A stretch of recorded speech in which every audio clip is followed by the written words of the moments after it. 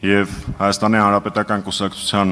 parlamentakan խմբակցության, պատիվ ունեմ խմբակցության նախաձեռնած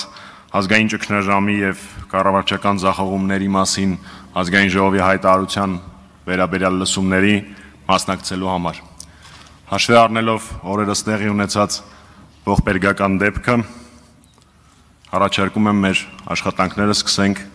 1 րոպե լռությամբ։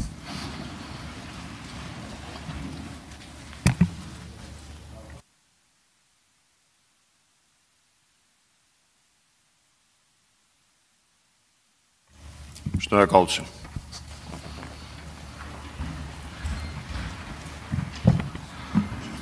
Այս լսումների կազմակերպման դրդապատճառը մեր երկրում կառավարիչների հակապետական գործողություններին հակազդելն է։ Այսօր մենք արել ենք ամեն ինչ, որպեսզի խորհրդարանական եւ արտախորհրդարանական ընդդիմադիր ուժերը մեկ վայրում կարողանան քննարկել գործնական լուծումներ, թե ինչպես կարելի է հասնել իշխանափոխության։